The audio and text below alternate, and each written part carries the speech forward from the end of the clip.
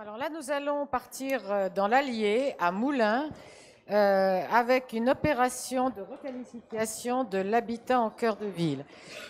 Comment on ramène les travailleurs en centre-ville et comment on se débrouille pour avoir un loyer abordable ou en tout cas moins élevé que ce qu'il est coutume. Alors pour nous parler de cette opération, on va avoir Vera Lizard-Zaburu, excuse-moi, j'ai toujours des problèmes avec ton nom, qui est directrice du programme Action Cœur de Ville, mais au sein d'Action Logement, et Sébastien Mallet, qui est directeur du développement chez Evolea. Voilà, si vous voulez bien nous présenter cette opération. C'est à vous. Oui, on va commencer rapidement. Juste pour resituer Evolea, j'ai juste une petite présentation. Donc, on est un bailleur social un peu particulier parce qu'on est une coopérative en fait. On est une SCIC, on en parlait tout à l'heure, ceux qui ont fait la visite. On est une SCIC qui est issue de deux bailleurs sociaux et d'une fusion avec une partie du patrimoine de France-Loire. Voilà, donc on va parler rapidement de l'opération de Diderot. C'est une opération vraiment en quartier historique de la ville de Moulins, qui vient d'être achevée puisqu'on a fait l'inauguration au mois de... Ah. On a fait l'inauguration en septembre dernier, donc je pense qu'on va commencer par présenter la petite vidéo qu'Action Logement avait réalisée justement à l'occasion. Contribuer à la revitalisation des centres-villes des villes moyennes, c'est tout l'enjeu du programme Action Cœur de Ville, dans lequel le groupe Action Logement est engagé. Fin septembre 2019, à Moulins, dans l'Allier, Action Logement était aux côtés d'Evolea, la coopérative Habitat de l'Allier, qui inaugurait 12 logements entièrement réhabilités dans un bâtiment classé du centre-ville. Une opération dans laquelle la ville de Moulins a joué un rôle de premier plan. Je suis très heureux qu'un magnifique bâtiment du XVIIIe siècle qui appartient à notre patrimoine, qui était vacant, ait été remis en lumière et qu'il puisse accueillir aujourd'hui des ménages modestes, qui vont avoir la chance d'habiter en centre-ville après une rénovation magnifique qui permet d'avoir des logements de grande qualité, très fonctionnels et très bien situés. Et en venant en centre-ville, ils vont eux-mêmes apporter plus de vitalité à notre centre-ville. Quel bilan aujourd'hui on peut retirer de la participation d'Action Logement dans cette opération? Moi, c'est tout simple. Cette opération, elle n'aurait pas pu voir le jour. Elle n'aurait pas pu voir le jour parce que 35% de soutien financier pour obtenir une opération équilibrée, comme toute opération de logement doit l'être dans le cadre des opérations des bailleurs sociaux, eh bien, ce n'aurait pas été possible. Ce partenariat très fort entre Action Logement et la ville, et une ville permet effectivement d'identifier rapidement les premières opérations à conduire et de pouvoir monter au plus vite et au plus près des plans de financement et flécher les salariés que nous pourrons remettre, et en tout cas à qui nous pourrons proposer des logements de qualité. Donc c'est associer la qualité de l'emplacement et la qualité des services que nous apporterons aux salariés qui viendront prendre un logement dans ce nouvel ensemble à Moulins.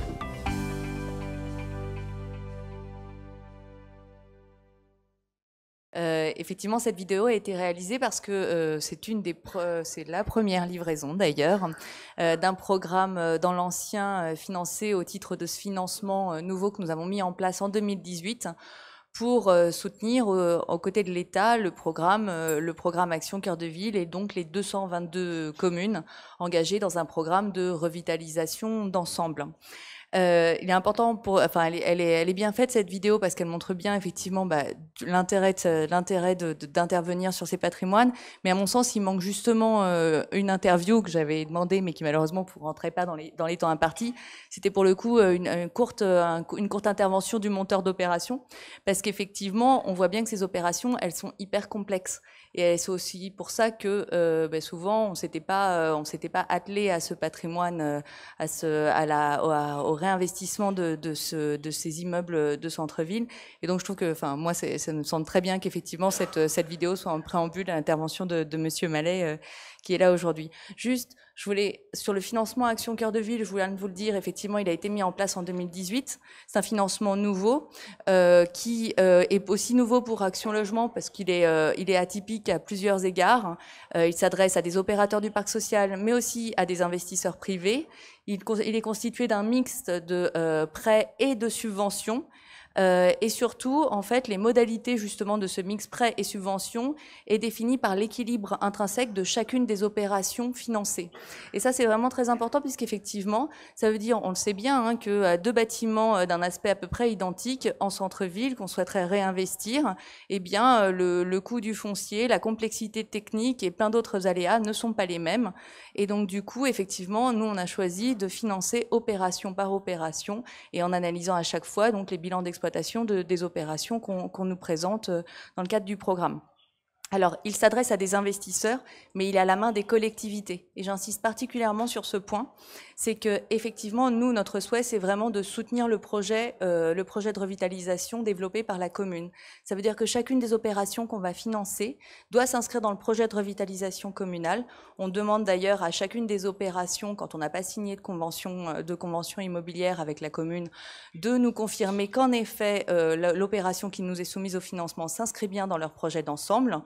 Et pour nous, c'est un point très important. C'est un point important parce que on souhaite que les chefs de projet et les collectivités et leurs exécutifs puissent s'approprier ce financement, parce que selon nous, il constitue vraiment un levier très fort vis-à-vis des opérateurs pour justement sur ces opérations complexes penser peut-être autrement, de manière plus audacieuse, plus ambitieuse, eh bien la qualité architecturale, l'adaptation des bâtis anciens aux conditions de vie et aux aspirations des ménages et des salariés au XXIe siècle, l'insertion urbaine dans un projet urbain, mais aussi des choses très triviales, j'en parlais tout à l'heure, des machines à laver, des espaces communs, des services collectifs, du stationnement en centre-ville, parce qu'effectivement on peut vouloir vivre en centre-ville, mais on peut aussi vouloir avoir une voiture. Donc c'est comment on réfléchit aussi à la prise en compte de cette problématique de stationnement, qui ne sera pas forcément un stationnement sur chacune des opérations, mais peut-être dans le cadre de parking mutualisé sur un terrain attenant et mutualisé pour différentes opérations. Bref, pour nous, vraiment, le financement Action Cœur de Ville, c'est un outil au service des collectivités qui vont réussir, si elles s'en saisissent et si elles mettent en place l'ensemble des dispositifs qui sont à leurs mains, que ce soit des opérations programmées d'amélioration de l'habitat, des dispositifs de maîtrise foncière, etc., qui va permettre effectivement de faire venir les investisseurs donc, du parc social et du parc privé. Je passe la parole à Monsieur Mallet. Merci. Alors, je vais me lever parce que j'ai un peu de difficulté à rester assis toujours. L'opération de rue Diderot. On va parler un peu de technique. Ce type de photo, je pense que vous l'avez tous dans vos villes. Hein. La ville de Moulins, c'est 20 000 habitants. Sur une agglomération, une Moulins communauté qui représente 65 000 habitants environ.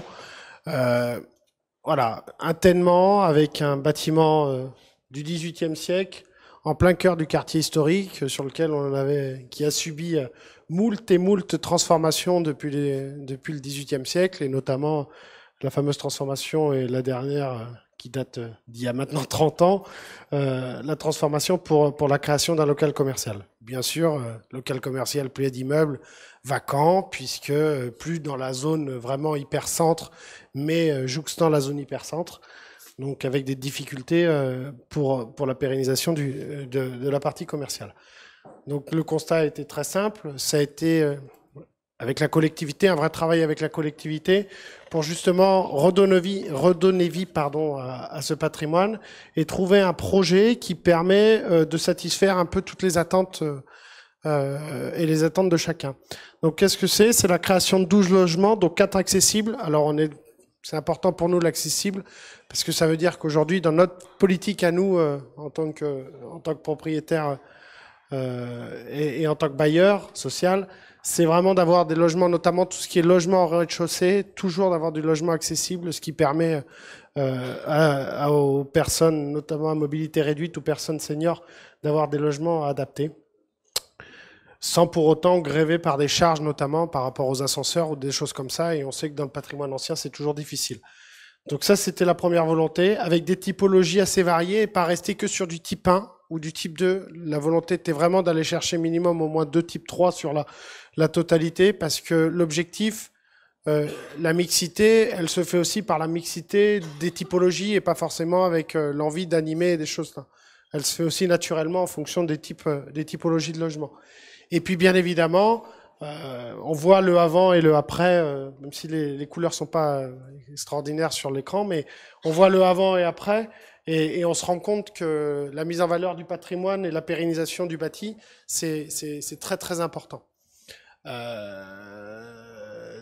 Des difficultés, bien évidemment, hein, on va pas se leurrer, hein, on découvre un bâtiment, on crée, on cure, des grandes problématiques. Chaque fois qu'on ouvrait un mur, on trouvait un problème. Donc voilà, on a fait au mieux pour faire face, tout en ayant une volonté vraiment de mettre en valeur ce patrimoine, notamment la conservation. On le voit ici en bas à gauche, la conservation de l'escalier qui est assez sympa en image. Voilà, la cour intérieure, toutes ces choses, les petites cours intérieures avec des espaces qui permettent aussi d'avoir des espaces communs pour des stockages, pour des garages à vélo plutôt, notamment, ou des garages à poussettes. Voilà, donc c'est des découvertes. La conservation un maximum des éléments remarquables dans le bâtiment. Alors on n'a pas pu tout conserver non plus parce que bâtiment du XVIIIe siècle, rénovation, modification, avec plus ou moins de moyens, on crée quelques difficultés dans le bâtiment. Donc voilà. Le montage des opérations. Et le montage de l'opération, je vais m'arrêter un peu sur cette slide pour le présenter.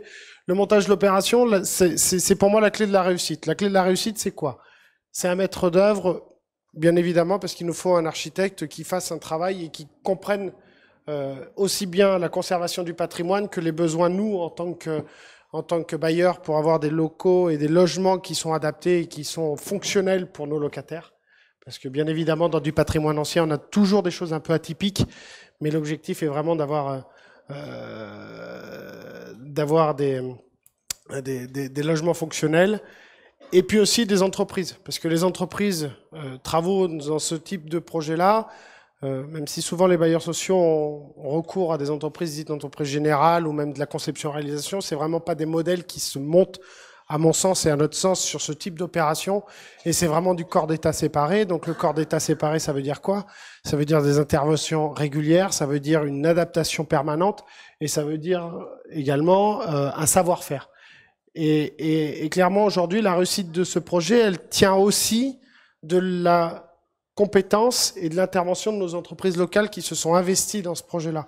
Et ça, c'est très important, parce que c'est important aussi bien pour les entreprises que pour la collectivité. On est en front d'une petite rue qui est très passante, donc ça veut dire qu'à un moment donné, il y a aussi des problématiques vis-à-vis de les circulations, ça veut dire qu'à un moment donné, on a des problématiques de stationnement à proximité des travaux, vous en parliez, on en reparlera juste après.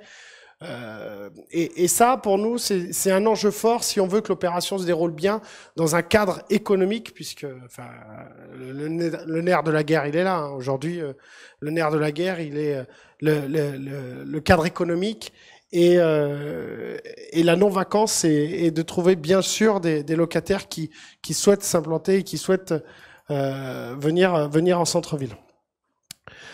Donc ce que je disais, je reviens là-dessus, sur l'intervention des entreprises, le savoir-faire. On a refait l'ensemble des couvertures sur ces bâtiments, on a refait l'ensemble des charpentes, enfin repris l'ensemble des charpentes. On a vraiment été très très loin dans les travaux, parce que ce qui est important pour nous, bailleurs, c'est un projet à long terme. C'est-à-dire qu'aujourd'hui, notre intérêt, c'est de pérenniser ce bâtiment, parce que c'est un investissement qui se fait avec des prêts, on l'a dit, du PLS, du plus. Alors là, en l'occurrence, c'est que du PLS, mais qui est sur 40 ans. Donc ça veut dire qu'à un moment donné, on se doit d'avoir un bâti qui soit pérenne pour ne pas avoir à investir dans les années proches. Voilà. Donc je vais juste finir, parce que je ne l'ai pas précisé. Donc je vous ai dit du T1 jusqu'au T3, allant de 35 mètres carrés sur le plus petit, un peu moins 30 mètres carrés sur le plus petit T1, et le plus grand logement est à peu près à 65 mètres carrés sur le plus grand T3. Voilà.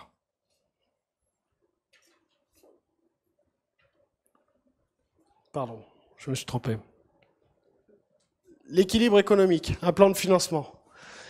C'est là où je vous rejoins sur le modèle. Qu'est-ce qui nous permet de financer telle opération? Déjà, c'est le soutien d'Action Logement, qui est important. Le deuxième point qui est important aussi, c'est l'investissement, notamment des fonds propres d'Evolea, puisque, comme vous l'avez vu, ça représente 15%, comme toute opération de Cœur de Ville est financée par Action Logement, puisque c'est un modèle économique. Donc ça veut dire que c'est un vrai investissement du bailleur, comme acteur local, dans sa collectivité et dans les collectivités pour justement redonner vie. Je me rappellerai le soutien de la ville de Moulins. Le soutien de la ville de Moulins, il n'est pas forcément économique par de la subvention, mais il est par plein d'autres choses. C'est-à-dire qu'il est par plein d'autres choses qui sont des choses qui peuvent paraître un peu subtiles, mais qui sont très, très, très importantes. On parlait du parking, du stationnement. On a du stationnement pendant la durée des travaux, mais aussi on travaille avec eux sur le stationnement de nos locataires, puisque souvent, comme toute problématique sur ce bâtiment-là, on a les mêmes problématiques que les autres, c'est-à-dire qu'on n'a pas de stationnement qui existe. Donc on a réussi, notamment dans l'attribution, dans le permis de construire, dans le montage du permis de construire, d'utiliser un tellement qui n'était pas à proximité, qui était à proximité, mais qui n'avait pas, qui ne jouxtait pas le bâtiment pour pouvoir justement avoir et être conforme en termes d'urbanisme. C'est voilà. Le budget global, 1,5 million à peu près, dont 1 million d'euros TTC de travaux. Ça représente quand même un coût qui est de 1 950 € par mètre carré TTC. C'est un coût qui est, on l'a dit, et on connaît à peu près tous les ratios ici, on est au coût du neuf, tout simplement. Donc on est à peu près au coût du neuf, ce qui veut dire que c'est un réel investissement. Je finirai par ça, parce que c'est aussi ça, hein, le forum des solutions, c'est de trouver qu'est-ce qui fonctionne. Et bien, qu'est-ce qui a fonctionné dans notre projet et quelles sont les clés qui nous ont permis de réussir ce projet. C'est l'expertise de différents intervenants, allant de la maîtrise d'ouvrage jusqu'aux entreprises et du soutien de la collectivité. L'engagement de la collectivité dans la totalité du projet. Et le dernier point, c'est le soutien d'Action Logement.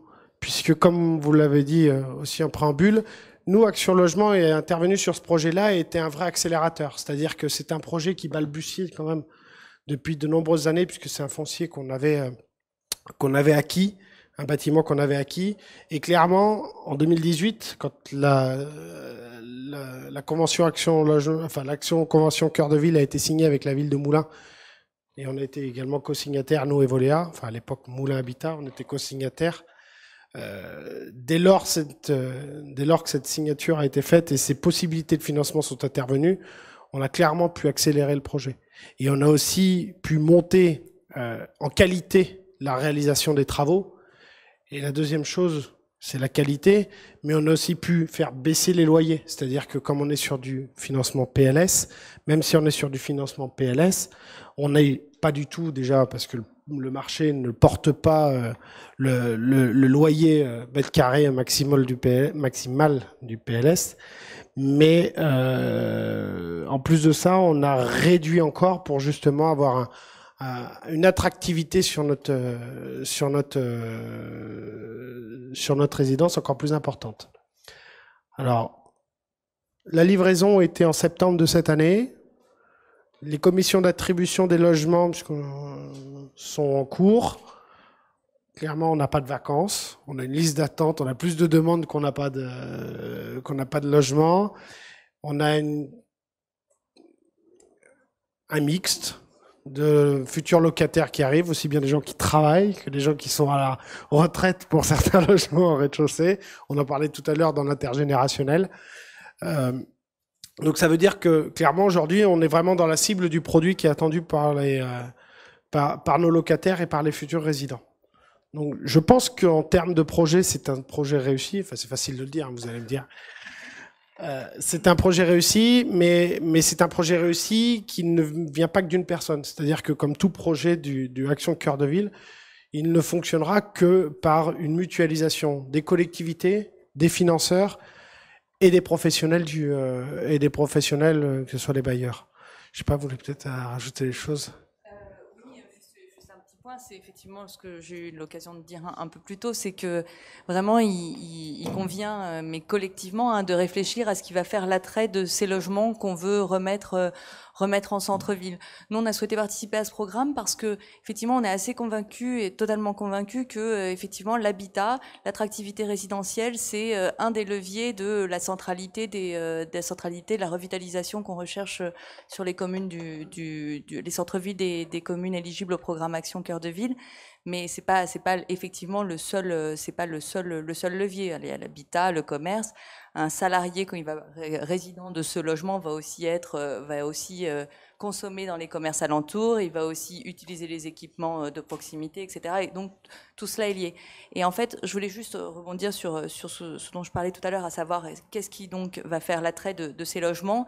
Et on est tous un peu à définir collectivement comment on va faire en sorte que ces logements, effectivement, eh bien, lorsqu'on fait les premières commissions, on se rend compte que la demande, elle est au rendez-vous.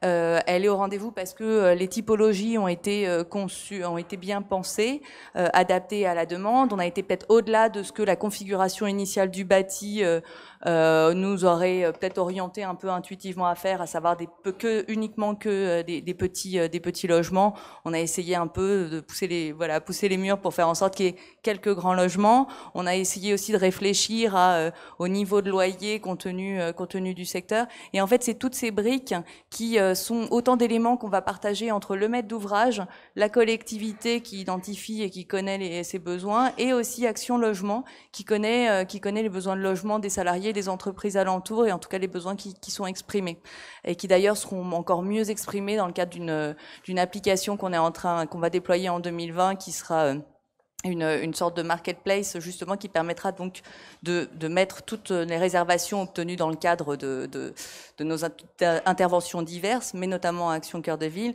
et qui permettra aussi de susciter encore de la demande. Donc voilà, je voulais juste en finir là-dessus, c'est qu'effectivement quand un programme est bien conçu, bien pensé, la demande elle est effectivement au rendez-vous. Voilà.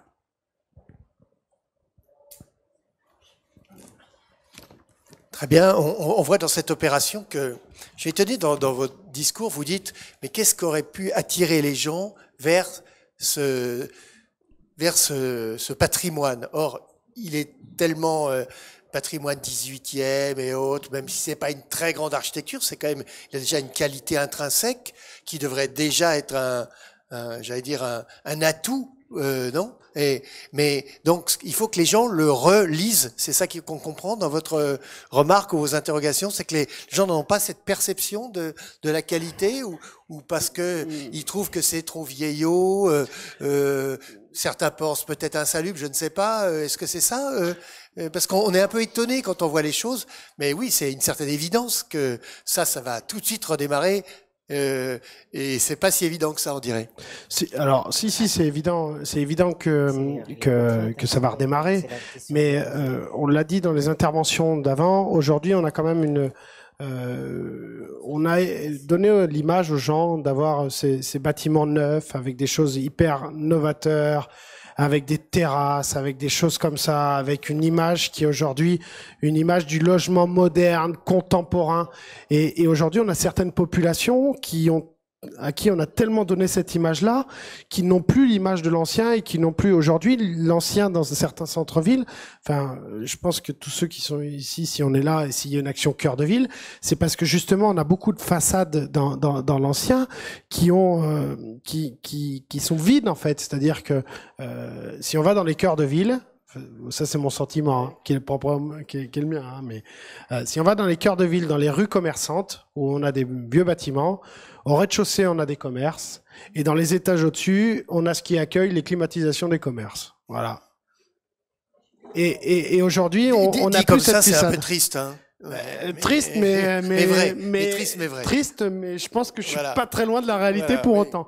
Donc, ce qui veut dire qu'à un moment donné, tous ces bâtiments-là, parce que ce bâtiment-là, il est en centre ancien, mais ça veut dire qu'il génère aussi quand même une certaine contrainte, même si on a des stationnements et des box de garage qui sont à 2 rues à côté, à qui on met à disposition, enfin, qui sont loués, certains veulent avoir la voiture presque à côté du canapé. C'est une bêtise, oui. mais enfin, non, dans un pavillon, c'est plus facile, c'est ça que vous dites. Voilà, dans un pavillon, c'est plus facile. Dans une résidence neuve, avec un parti, un sous-sol enterré, avec un parking enterré, avec des box, c'est aussi plus facile. Donc ça veut dire que il faut un mixte de tout ça, et cette opération-là, alors. Vous inquiétez pas, elle va réussir sans aucun problème, et elle réussit déjà. Hein. Ça, je suis pas inquiet, mais ça veut dire qu'il faut quand même faire attention, parce que on aura un certain nombre à mon sens, d'opérations qui fonctionneront, mais il faut bien cibler notre ORT, notamment notre périmètre ORT et notre périmètre de cœur de ville, qui est vraiment un point important là-dessus, parce que tous les bâtiments et tous les projets ne sont pas aussi bien. Question avant de passer la parole à Anne. Ça a fait tache d'huile, si je puis dire. Ça a déjà enclenché d'autres opérations du même type en disant, tiens, là, il y a une dynamique qui se met en place. Est-ce que ils l'ont fait? Ça y est, on peut suivre, on y va. Comme on dit au rugby, il y a du soutien derrière, il y a quelque chose.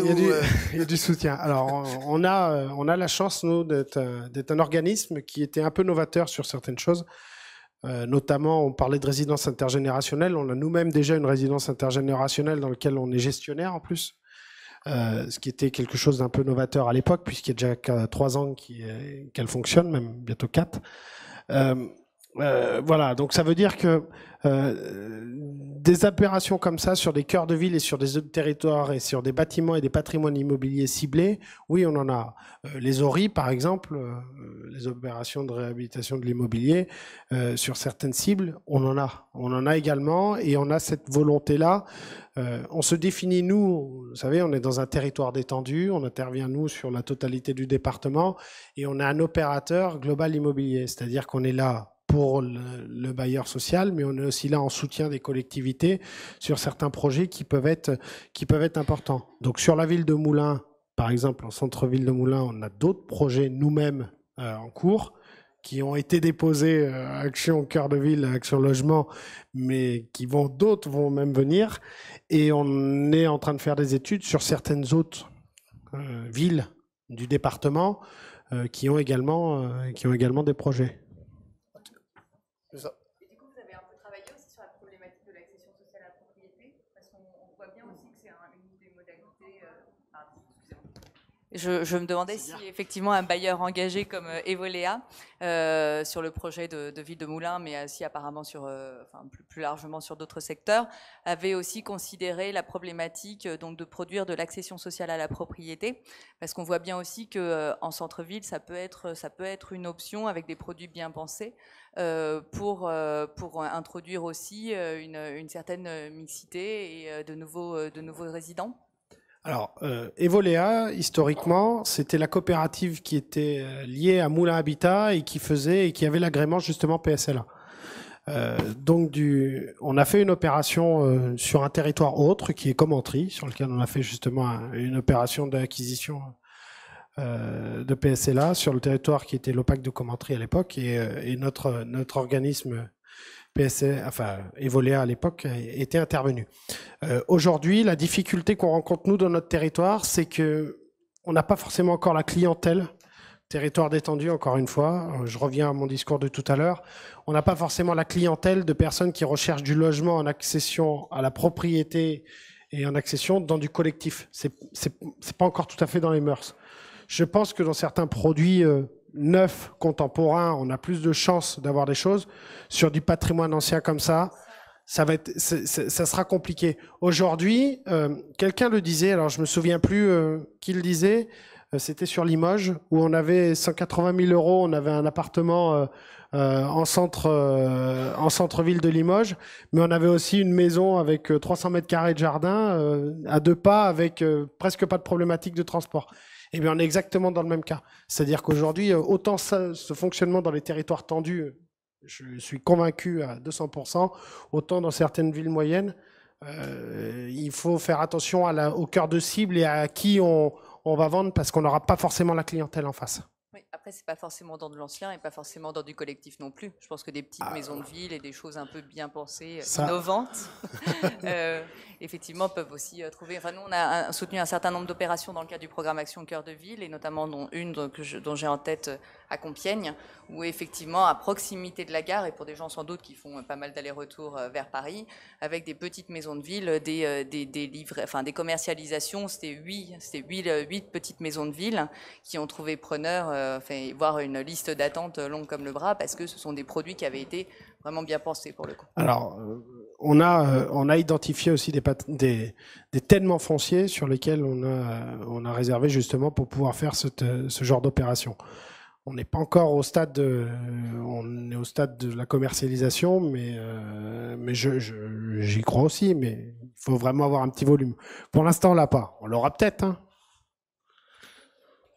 Non, ma question a été posée, c'était sur la mixité, justement. Sur la mixité, oui, voilà. Y aurait-il, monsieur? Moi, j'ai un lot de petites questions techniques auxquelles vous répondrez dans l'ordre que vous voulez. Sur le budget, puisque vous nous l'avez présenté, c'est intéressant. Première question, est-ce que le financement considérable d'Action Logement est traduit dans le nombre de logements dont Action Logement est réservataire? Oui. Deuxième question, je l'ai fait toutes comme ça, vous répondrez comme vous voulez. On a un certain nombre de logements qui sont réservés à Action Logement, mais effectivement. Tous ou pas? Ah non, pas tous. Non, pas tous. Non. Ah non. Okay. Mais c'est dans les proportions habituelles? En fait, la règle pour ce financement, comme effectivement il est significatif puisqu'on est à 1 000 € du mètre carré, la règle c'est une réservation à hauteur de 50%. Enfin, c'est un peu plus compliqué maintenant, mais c'est environ 50% de la production livrée. Okay. Donc ça pose aussi la question des fois de la demande, j'imagine aussi, non? De la demande? Oui. C'est assez rigolo. Sur cette opération-là, j'en ai quelques retours. Les gens contactés par rapport à Action Logement et par Action Logement sont souvent les mêmes clients qui viennent nous voir. Donc, c'est-à-dire qu'ils sont et contactés par Action Logement et en recherche de logement. D'accord. Donc ils ne savent pas forcément qu'ils sont bénéficiaires à Action Logement. Certains, oui. Je pense que c'est pas forcément dans les mœurs non plus les gens qui peuvent être bénéficiaires d'Action Logement. Je suis pas convaincu que tout le monde ait cette notion-là. Ensuite, puisqu'il y avait le plan de financement aussi, j'ai pas vu de financement ANA. Mais du coup, on se pose la question sur la réhabilitation de l'ancien, c'est quand même un bailleur. Un enjeu. Ouais.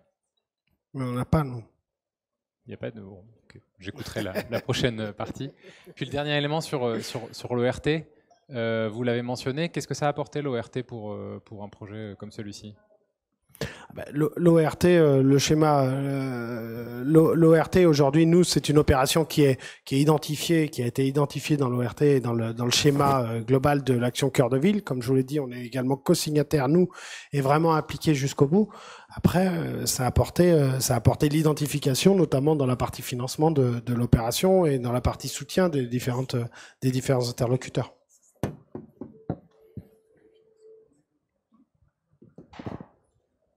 Autre question? Sylvie Leclèche.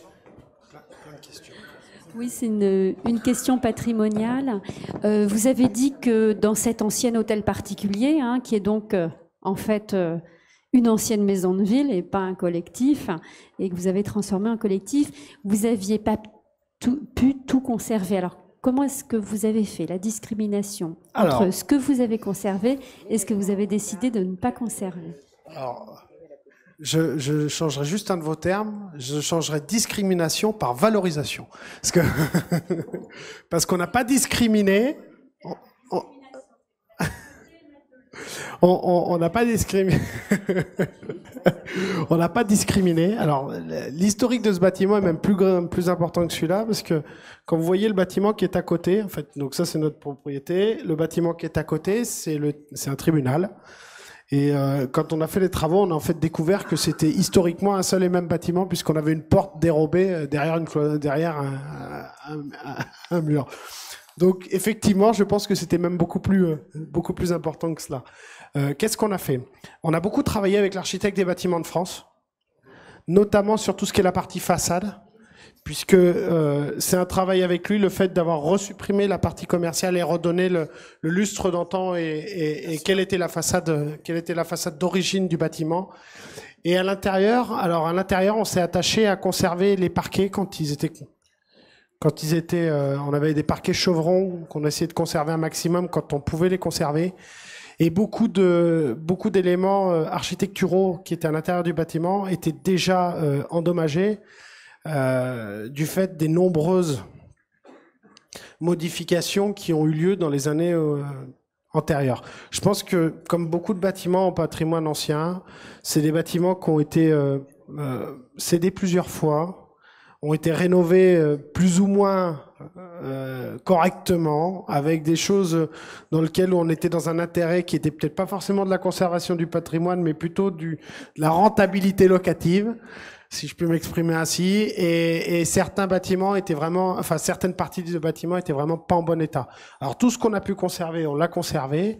On a fait des découvertes. Je vais revenir rapidement dans ceci. Vous voyez, là, on a il y a une rosace qui était existante dans le parquet. On n'a pas pu la faire plus grande puisque la cloison était déjà là quand on est arrivé et c'était pas possible de le récupérer. Mais non seulement on a essayé de le conserver, mais on l'a découverte parce qu'en fait c'était tellement endommagé qu'on voyait même plus la rosace. Donc ce qu'on s'est vraiment attaché à faire, c'est de conserver un maximum des choses. Les portes de placard, par exemple, ça c'est le fameux passage qu'on a recréé, le fameux passage qui était avec le tribunal qui avait été démoli. Voilà, ça veut dire qu'effectivement, on a essayé de valoriser le maximum de choses. Mais attention, hein, parce que c'est aussi un coût, c'est aussi des choses, et tout patrimoine ne peut pas et n'a déjà pas le besoin de conserver. Voilà. Donc vraiment beaucoup de travail avec l'ABF. Monsieur ? Bruno Chabrol, DHUP. J'ai juste une question technique sur le montage financier. Je voulais savoir pourquoi votre choix s'était porté sur le financement PLS. C'est une très bonne question. Pourquoi c'est monté sur du financement PLS? Parce que notre objectif était aussi d'apporter sur ce territoire-là et sur ce patrimoine-là, et par sa localisation, une population qui était forcément différente, et notamment rapporter non pas forcément du social, mais vraiment ouvrir le panel avec un financement PLS qui permet d'ouvrir à une population un peu plus importante. Et puis on sait... c'est aussi un gage d'essayer d'éviter de prendre des risques, parce que ce genre d'opération-là, il n'en existe pas non plus 50, pour avoir un panel de locataires plus important que le simple PLAI ou le simple plus. Voilà. Tout en sachant que nos loyers sont quand même maîtrisés, puisqu'on est largement en dessous, on est en dessous des 7 € hein, du mètre carré. Nos loyers sont largement en dessous du seuil, du plafond du PLS. Voilà.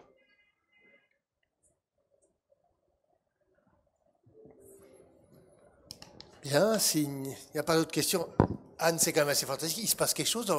Il y a un pôle à Moulins, parce que là, on voit cette opération de revitalisation du patrimoine. Et la fois dernière, ici même, il y avait, on découvrait la capitale du street art, qui était à Lurcy-Lévis. Lurcy-Lévis, voilà, avec la transformation, la reconversion des friches de France Télécom, c'est-à-dire un tout autre patrimoine. Voilà, je vous invite à le visiter. C'est quand même intéressant, je trouve. Par Moulins, il y a le CNCS également. Les deux pôles, voilà. On a... Eh bien, merci beaucoup. Merci à vous. Merci à vous. Merci. Cette opération qui paraît simple dans la réalisation, c'était très complexe.